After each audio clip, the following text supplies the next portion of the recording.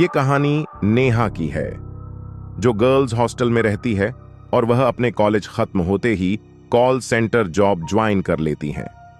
नेहा अपनी नई जॉब के लिए बहुत उत्साहित है। नेहा की नौकरी का पहला दिन है और वह तैयार होकर समय से पूर्व ही कॉल सेंटर पहुंच जाती है, जहां उसे उसके टीम लीडर उसे काम की प्रक्रिया समझाते हैं। नेहा कॉलेज में बहुत ही होनहार छात्रा थी, इसलिए उसे काम को समझने में कोई ज्यादा परेशानी नहीं होती और वह पहले ही दिन से क्लाइंट कॉल अटेंड करने लगती है। नेहा के बात करने का तरीका इतना अच्छा रहता है कि वह पहले ही दिन कई ऑर्डर जनरेट कर देती है। ये देखकर नेहा का टीम लीडर बहुत खुश होता है और उसके काम के लिए उसे सबके सामने प्रोत्साहित करता है। नेहा खुश हो जाती है और कई दिन होने के बाद अब नेहा को भी यह काम अच्छा लगने लगता है। नेहा अपने काम से इतना प्यार करने लगती है कि उसे कई बार अपनी टाइमिंग का भी पता नहीं चलता। कई दिन ऐसे ही चलते रहते हैं। एक दिन नेहा का टीम लीडर उसे नाइट शिफ्ट करने के लिए कहता है, लेकिन नेहा रात में काम करने को मना कर देती है। दरअसल कॉल सेंटर की रात को काम करने वाले स्टाफ में कमी आ जाती है, जिसकी वजह से नेहा को अप्रोच किया जाता है। काम की मजबूरी के चलते नेहा हाँ कर देती है और अगली रात 8 बजे से नेहा कॉल सेंटर पहुंच जाती है। नेहा जैसे ही अपना हेडफोन लगाती है, लेकिन वह इस कॉल को नजरअंदाज कर देती है। उसे लगता है यह जरूर किसी की शरारत होगी और वह रात की शिफ्ट खत्म करके सुबह अपने हॉस्टल पहुंचती है। हॉस्टल में नेहा खाना खाते वक्त टीवी देख रही होती है। तभी उसे खबर मिलती है कि उसके टीम लीडर की कार एक्सीडेंट में मौत हो गई है और यह देखते ही नेहा अपना खाना छोड़कर अपने कॉल सेंटर भागती है। वहां उसे पता चलता है कि उसके टीम लीडर नाइट शिफ्ट खत्म करके अपने घर जा रहे थे और रास्ते में ही एक ट्रक से उनका एक्सीडेंट हो गया और उनकी मौत हो गई। लेकिन नेहा इसीलिए ज्यादा परेशान थी क्योंकि रात को जो कॉल आया था उसमें यही मैसेज था कि सुबह तुम्हारे टीम लीडर की कार एक्सीडेंट से मृत्यु हो जाएगी, और वह कॉल हकीकत में बदल चुका था, जिससे नेहा बहुत परेशान थी। वह सभी को यह बात बताना चाहती थी, लेकिन उसे अच्छे से पता है कि कोई उसकी बात का यकीन नहीं करेगा।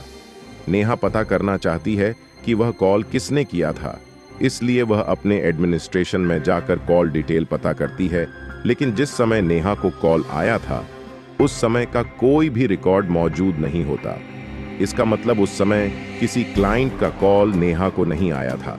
नेहा इस बात पर यकीन ही नहीं कर पा रही थी कि उस कॉल की वजह से ही उसके टीम लीडर की मौत हुई और वह परेशान होकर अपने हॉस्टल वापस लौट जाती है। सारा दिन परेशानी झेलने के बाद वह अपनी नाइट शिफ्ट के लिए तैयार होती है और कॉल सेंटर पहुंच जाती है। यहाँ उसके सहकर्मी पहले से ही काम कर रहे होते हैं और टीम लीडर के स्थान पर एक नए व्यक्ति को नियुक्त किया जाता है। नेहा जाते ही नए टीम लीडर से परिचय करती है और उसके बाद क्लाइंट कॉल अटेंड करने में लग जाती है। देखते ही देखते रात 12 बज जाते हैं और फिर उसे उसी तरह का एक और कॉल आता है और उसमें बताया जाता है कि आज रात 2 बजे कॉल सेंटर के सर्वर रूम में आग लग जाएगी, जिससे कॉल सेंटर का सारा क्लाइंट डाटा बर्बाद हो जाएगा और इससे कंपनी को बहुत नुकसान होगा। लेकिन नेहा इस बार इस बात को हल्के में नहीं लेती और अपने नए टीम लीडर से जाकर सारी बात बता देती है, और वह भी नेहा की बात पर भरोसा करते हुए सर्वर रूम का परीक्षण करता है। लेकिन वहां किसी तरीके की तकनीकी खराबी नहीं होती और वह नेहा से कहता है, यहां सब कुछ ठीक है, दुर्घटना होने का तो सवाल ही पैदा नहीं होता है। जरूर तुम्हें फर्जी कॉल आया होगा, तुम अपने काम में लग जाओ। इन सब बातों पर ध्यान मत दो, कॉल सेंटर में स्पैम कॉल आम बात है। और नेहा वापस कॉल अटेंड करने में लग जाती है। कुछ समय बाद जैसे ही 2 बजते हैं, सर्वर रूम में एक छोटा सा धमाका होता है और काम कर रहे सभी लोग भागते हुए वहां पहुंचते हैं और देखते ही देखते सारे कमरे में आग लग जाती है। टीम लीडर सभी से आग बुझाने को कहते हैं। तभी वहां रखे हुए पानी के कंटेनर से सभी आग बुझाने में कामयाब हो जाते हैं। लेकिन सर्वर रूम जलकर खाक हो चुका था और अब वहां कोई बैकअप नहीं किया जा सकता था। मतलब जो कॉल आया था वह पूरी तरह सच साबित हो चुका था और यह बात केवल नेहा और उसका टीम लीडर ही जानते थे। नेहा का टीम लीडर उसे अपने चैम्बर में बुलाता है और नेहा से पूछता है, तुम्हें ऐसे कॉल कब से आ रहे हैं? नेहा कहती है, जिस दिन से मेरे काम की शिफ्ट चेंज हुई उसी रात 12 बजे पहला कॉल आया था, लेकिन मैंने उसे ज्यादा महत्व नहीं दिया था, और जब उस कॉल में बताई गई बात सच हो गई तो मैं दूसरी कॉल आते ही आपके पास आई और यह घटना भी सच हो गई। टीम लीडर नेहा के साथ मिलकर योजना बनाता है और अगली रात 12 बजे के कॉल के लिए दोनों तैयार होते हैं, जिसमें एक ही कॉल को सुनने के लिए दोनों अलग अलग हेडफोन कनेक्ट करते हैं। तभी 12 बजते ही कॉल आता है और नेहा कॉल रिसीव करती है और साथ ही अपने टीम लीडर को भी इशारा करती है ताकि वह भी कॉल में बताई जा रही बातें सुन सकें, और दोनों हेडफोन लगा लेते हैं। नेहा की हेडफोन में आवाज आती है कि आज कॉल सेंटर के चौकीदार की मौत करंट लगने से होगी, और तभी नेहा डर वजह से हेडफोन निकाल देती है और टीम लीडर के चैम्बर में भागते हुए जाती है और कहती है, सर सुना आपने, आज हमारे कॉल सेंटर के चौकीदार की मौत होने वाली है। लेकिन ताज्जुब की बात तो यह है कि टीम लीडर को कोई आवाज नहीं सुनाई दी थी, और उसके हिसाब से नेहा को भी कोई कॉल नहीं आया था, क्योंकि ट्रैकिंग डिवाइस में किसी कॉल की पुष्टि नहीं हो रही थी। लेकिन टीम लीडर नेहा की बात पर यकीन करने लगा था, और इसलिए वह नेहा की बात मान लेता है। और तभी वह कॉल सेंटर के सिक्योरिटी स्टाफ को बुलाता है और उसे पता चलता है कि एक बहुत ही पुराने कर्मचारी हैं जो आज ड्यूटी पर नहीं आए। शायद उनकी तबीयत कुछ ठीक नहीं है। टीम लीडर आए हुए सुरक्षा कर्मियों को केवल आज की रात इलेक्ट्रॉनिक सेटअप से दूर रहने का ऑर्डर देता है ताकि कोई करंट से न मारा जाए। सारी रात गुजर जाती है। नेहा की जान में जान आती है और वह टीम लीडर से कहती है, सर हमने अपने सुरक्षा कर्मियों को बचा लिया।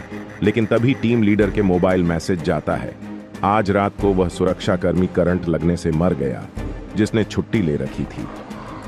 टीम लीडर परेशान हो जाता है और नेहा से कहता है, हमें इन हत्याओं का कारण जानना होगा, क्योंकि हमारे कॉल सेंटर में लगातार ये हादसे हो रहे हैं और सिर्फ तुम्हें ही इसकी जानकारी क्यों मिल रही है।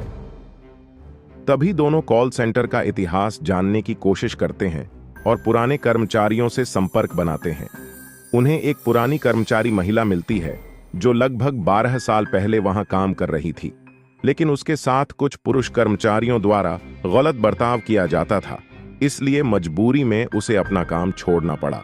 और उसकी सहेली, जिसका नाम भी नेहा था, उसके साथ तो बहुत ही गलत हुआ था, जिस सदमे से उसने उसी कॉल सेंटर में फांसी लगा ली थी और कुछ समय के लिए वह कॉल सेंटर बंद रखा गया था। नेहा की टीम लीडर को अब सारी बात समझ में आने लगती है और उसे एहसास होने लगता है कि वही लड़की नेहा से संपर्क बना रही है, क्योंकि वह नेहा में ही अपने आप को ढूंढ रही थी। नेहा यह बात जानते ही डर जाती है और वह अपनी नौकरी छोड़ने का फैसला करती है, लेकिन टीम लीडर उसे मनाने की कोशिश करता है और कहता है, तुम ही हो जो उससे संपर्क बना सकती हो, और यदि तुम चली गई तो ये हादसे हमेशा होते रहेंगे और हमें पता भी नहीं चलेगा। जरा सोचो कितने निर्दोष लोगों की जान जा सकती है। और यह बात सुनते ही नेहा मन बना लेती है कि वह पता लगाकर रहेगी कि यह हादसे कैसे रोके जा सकते हैं, और दोनों मिलकर एक व्यक्ति के पास जाते हैं जिसे वैज्ञानिक रूप से भूतों से संपर्क साधना आता था। वहां जाकर उस व्यक्ति से उन्हें पता चलता है कि जब तक उसका बदला शांत नहीं होगा वह ऐसे ही हत्या करती रहेगी, लेकिन यदि हम उसकी आत्मा का संपर्क कॉल सेंटर से अलग करने में कामयाब हो जाए तो हादसे रोके जा सकते हैं। लेकिन इसके लिए नेहा की जान को खतरा हो सकता था, क्योंकि उस वक्त नेहा को अकेले ही कॉल सेंटर में रहना होगा, और जैसे ही वह नेहा से संपर्क करेगी तो उसे नेहा के शरीर के अंदर आने के लिए यह व्यक्ति विवश कर देगा और उसे नेहा के शरीर के अंदर रखते हुए कॉल सेंटर से बाहर निकालकर किसी दूसरे स्थान में उसे आजाद कर देगा, जिसके लिए उससे जुड़ी पहले की कोई पुरानी वस्तु ही जरिया बन सकती है। और अधिक जानकारी जुटाने से उन्हें पता चलता है कि वह हेडफोन जो नेहा इस्तेमाल करती थी उसे वही लड़की इस्तेमाल किया करती थी, लेकिन यह कार्य गुप्त तरीके से किया जाना था, क्योंकि वहां लोगों के होने से असफल होने का खतरा था। टीम लीडर सभी स्टाफ को छुट्टी दे देते हैं और तीनों मिलकर योजना को अंजाम देने के लिए कॉल सेंटर पहुंच जाते हैं। रात 12 बजते ही हमेशा की तरह कॉल आता है और योजना के अनुसार वैज्ञानिक उस आत्मा को तकनीकी प्रक्रिया के तहत नेहा के शरीर में उसे प्रवेश करवा देते हैं और नेहा बहुत अजीब सा बर्ताव करने लगती है। उसे संभलना मुश्किल हो जाता है। तभी दोनों नेहा को रस्सी के सहारे बांधकर कार तक ले जाते हैं और एक सुनसान जगह धार्मिक स्थल पर उसे आजाद करने की तकनीकी प्रक्रिया करते हैं। कुछ ही घंटों बाद नेहा को होश आ जाता है। टीम लीडर यह देखकर बहुत खुश होता है क्योंकि उन्होंने खतरा उठाते हुए इतना बड़ा काम कर लिया था और बहुत से बेकसूर लोगों को मरने से बचा लिया था। इस हादसे ने नेहा को झकझोर के रख दिया, इसलिए वह अपनी नौकरी छोड़ देती है और अपने गांव वापस चली जाती है। इस घटना के बाद कुछ दिनों के लिए कॉल सेंटर में नाइट शिफ्ट बंद कर दी जाती है। इस घटना के कुछ दिन बीते ही थे, अचानक 12 बजे फिर कॉल सेंटर में कॉल आता है, जबकि सारा सिस्टम बंद किया जा चुका था। लेकिन फोन की घंटी बजती रहती है और कहानी खत्म हो जाती है।